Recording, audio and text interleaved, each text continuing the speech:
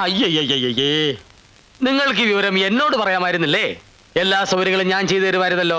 ഞങ്ങൾ അങ്ങനെയാ, എല്ലാ രഹസ്യമായിട്ടേ ചെയ്യൂ. ഞങ്ങൾ ഈ പാട്ടുണ്ടാക്കുന്നത് പോലും രഹസ്യങ്ങളിൽ നിന്നാ. അരമന രഹസ്യം, അങ്ങാടിപ്പാട്ട് എന്ന് കേട്ടിട്ടില്ലേ? കേട്ടിട്ടുണ്ടാവും. ആ, എല്ലാ രഹസ്യങ്ങളും അന്ന് പരസ്യമാക്കണം. ഓഹോ. പാലത്തറക്കാരുടെ എല്ലാ ചെറ്റത്തരങ്ങളും അന്ന് വിളിച്ചിട്ട് കൊണ്ടുവരണം. അവരുടെ കഥ മുഴുവൻ ഞാൻ പറഞ്ഞുതരാം. എല്ലാത്തിനും ഓ ഓ എന്ന് പറഞ്ഞോണ്ട് കാര്യമില്ല. നിങ്ങളുടെ കഥ കേട്ട് കഴിഞ്ഞാൽ പാലത്തറക്കാരെ നാട്ടുകാർ എവിടെ വെച്ച് കണ്ടാലും ഓടിച്ചിട്ട് അടിക്കണം. ഓ ഓ, അല്ല അങ്ങനെ പറഞ്ഞാ അവര് ഞങ്ങൾ ഓടിച്ചിട്ട് അടിക്കൂലേ? അടിക്കും. പക്ഷെ പറയാതിരുന്നാൽ ഒടിച്ചു മടക്കും. ആരാരെ? ഞാൻ നിങ്ങളെ. ആ, കഥയുടെ പേര് ഞാൻ തീരുമാനിച്ചു കഴിഞ്ഞു. ഓ, പാലത്തറയിലെ ചെറ്റത്തരങ്ങൾ. ഓ, റീൽസിൽ തുടങ്ങിയുള്ളൂ. ഇവിടെ വെച്ചല്ല, അവിടെ. ആരെയാണ്? ഇനിയിപ്പോ എന്ത് ചെയ്യും? ഇനിയിപ്പോ എന്ത് പണ്ടാരെങ്കിലും ആയിക്കോട്ടെ, അവളുടെ ബന്ധുക്കളെ നമ്മൾ കയ്യിലെടുക്കുന്നതാ ബുദ്ധി. വാ. ഗീതുവിന്റെ ബന്ധുക്കളാ? അതെ. ഗീതുവിന്റെ ആരായിട്ട് വരും? അച്ചമ്മയാ ഞാൻ. ഗീതുവിന്റെ അച്ഛമ്മ. എന്തൊരു നല്ല അച്ഛമ്മ. അച്ഛമ്മ അനുഗ്രഹിക്കണം. ഗീതുവിന്റെ ചെറിയമ്മ. ഗീതുവിന്റെ ചെറിയമ്മ. നല്ല ഉഗ്രം ചെറിയമ്മ. ചെറിയമ്മ അനുഗ്രഹിക്കണം.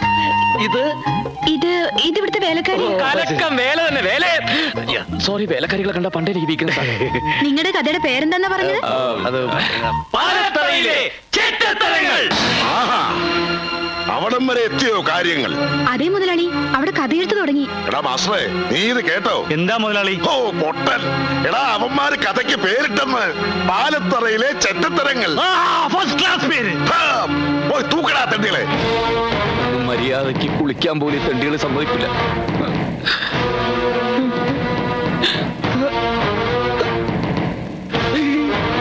നീയൊക്കെ പാലത്തറക്കാരെ പറ്റി കഥ എഴുതും അല്ലേടാ?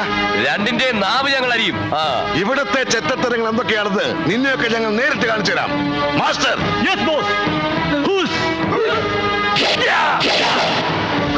ഞങ്ങൾക്ക് മനസ്സിലായി. എനിക്കും മനസ്സിലായി. ആ ശരി, എല്ലാം മനസ്സിലായ സ്ഥിതിക്ക് ഇനി നിങ്ങൾ എഴുതേണ്ട കഥ ഞാൻ പറഞ്ഞു തരാം.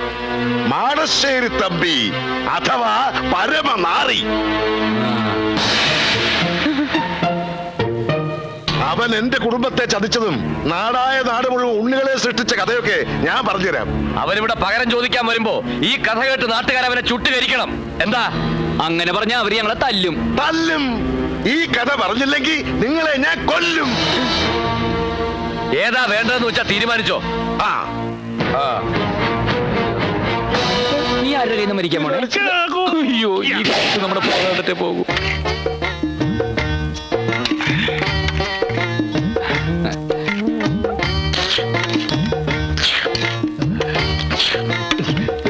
എന്താ അതിനൊരു പാലിന്റെ ചൊവ്വ?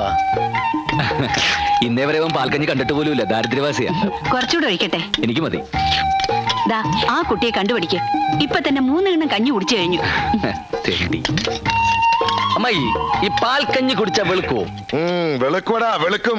ഈ കുടുപ്പാണ് കുടുംബം വെളുക്കും.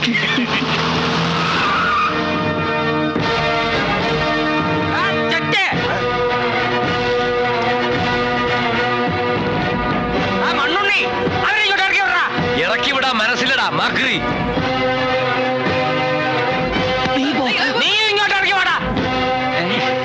ഞങ്ങൾ പാൽക്കഞ്ഞി കുടിച്ചുകൊണ്ടിരിക്കുകയായിരുന്നു. അതെ, ഫിനിഷ് ചെയ്തിട്ടില്ല.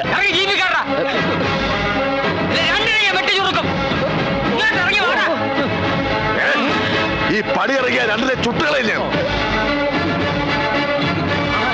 കാണാവല്ല ആർക്കാ ഇവിടെ കയ്യൂക്കുന്നത്. ഇങ്ങോട്ട് ഇറങ്ങണ രണ്ടും.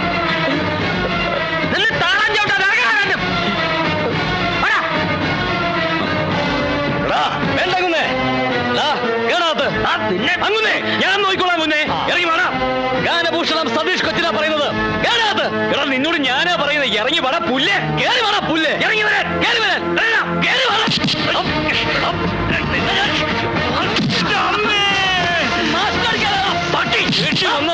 അടിക്കും നിന്നെ അടിക്കൂടാ. കുരുക്കണ തൊഴിച്ചോ. അവരെനിക്ക് വിട്ടു തന്നാലും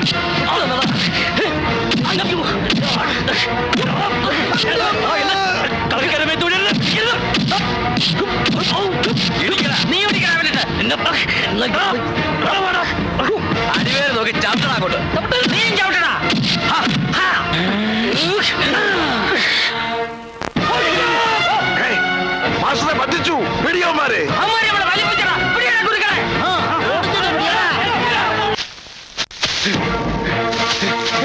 പിള്ളേച്ചേട്ടാ ഗീതു എവിടെ? നിങ്ങൾ ഇതുവരെ എവിടെയായിരുന്നു? ഞാൻ നിങ്ങളെ എവിടെയൊക്കെ തപ്പി. ഞങ്ങള് തടി തപ്പി വന്നതല്ലേ? നിങ്ങൾക്കിപ്പോ എന്തിനാ തടി? വടക്കേപ്പുറത്തൊരു നല്ല തടി കിടപ്പുണ്ട്, മാഞ്ചിയം. അത് പറ്റുമോ നോക്ക്. മാഞ്ചിയത്തെ പറ്റി ആടിനെ പറ്റി എന്തെങ്കിലും പറഞ്ഞാൽ നിന്നെ കഴുത്തിയാൻ പറ്റും. സ്റ്റേജ് കെട്ടാനാണെങ്കിൽ നല്ല മുള്ളുള്ള മുരുക്കിന്റെ തടി ഉണ്ടല്ലോ, അതുപോലെ. മുരുക്ക് ആ തടിയല്ല, ഞങ്ങളുടെ തടി അപകടത്തിലാന്നാ പറഞ്ഞു. വേഗം പറ ഗീതു എവിടെ?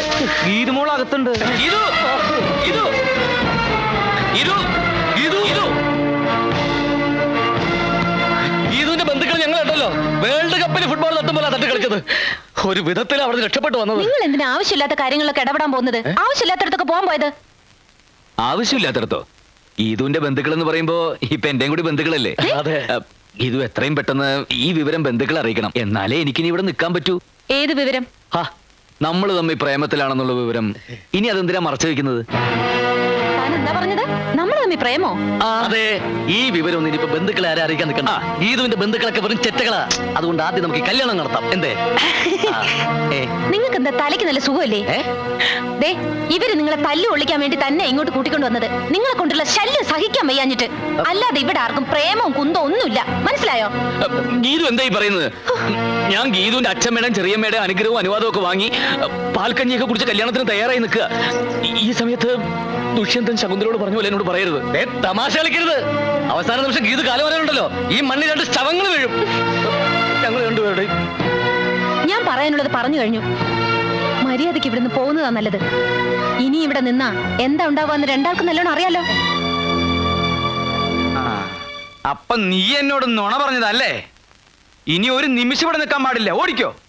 ജീവനും കൊണ്ട് എങ്ങോട്ടെങ്കിലും ഓടി രക്ഷപ്പെട്ടോ. ഓടാ. നീയൊക്കെ ഞങ്ങളെ കൊലക്കി കൊടുക്കാൻ കൂടുന്നതാണല്ലേ? ആ അതെ, നീയൊക്കെ ഉണ്ടല്ലോ, നീയൊക്കെ ഹോസ്റ്റലിലേക്ക് വാടി, ശരിയാക്കി തരാൻ ഞാൻ. അതിന് നീയൊക്കെ ഇവിടുന്ന് പോയിട്ട് വേണ്ടേ? അയ്യോ, കളിയാക്കല്ലേ. ഗീതുവിനെ കെട്ടാൻ പോണ ചെറുക്കനാ. ഇവിടെയൊക്കെ പോലുള്ള പണക്കാരി പെമ്പിളയുടെ സ്ഥിരം നമ്പരായത്. പ്രേമിച്ചിറന്നിട്ട് ഒടുവിൽ സീരിയസ് ആകുമ്പോ സഹോദരിയെ പോലെ കാണാൻ പറയുക. സഹോദരിയെ പോലെ കാണാൻ പറ്റിയ ആളുകള് അതിനെ നല്ല കുടുംബത്തിൽ ജനിക്കണം കേട്ടാ. മതി. വന്നേ. ആ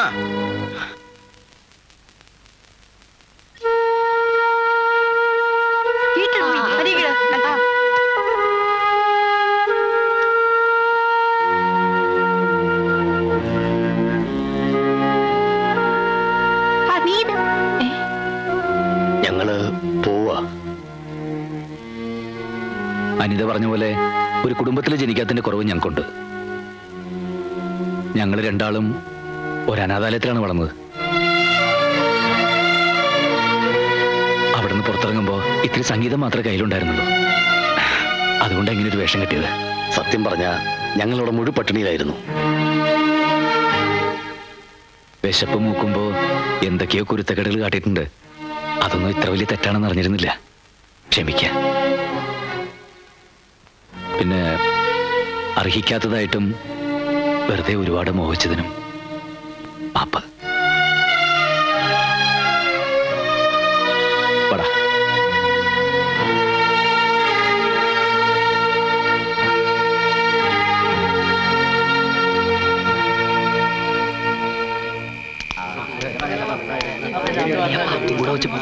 പാമ്പിക്കൂടല്ല. ഭയങ്കര ഹലോ ഹലോ, എങ്ങോട്ടായി രാത്രിയില്? ഞങ്ങൾ ഒളിച്ചോടി പോവാ. പോയില്ലെങ്കിൽ എല്ലാരും കൂടി ഞങ്ങളെ തല്ലിക്കൊല്ലും. ഏയ്, നിങ്ങൾ ആരും ഒരു ചുക്കും ചെയ്യൂല. രാത്രിയും പകലും ഞങ്ങൾ ഇവിടെ കാവല് നിന്നോളാം കേട്ടോ. നീ ഇതുവരെ ഉറങ്ങിയില്ലേ?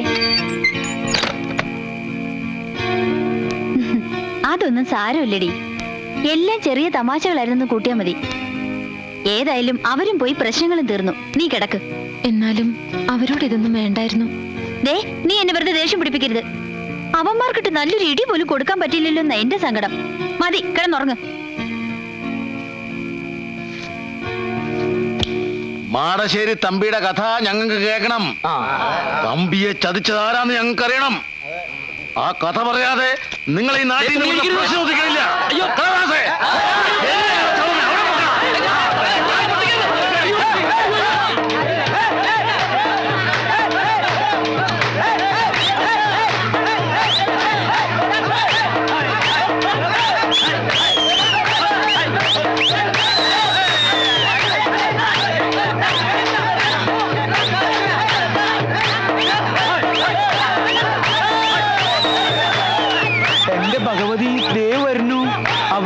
കല്യാണം കഴിച്ചു തോന്നണേ.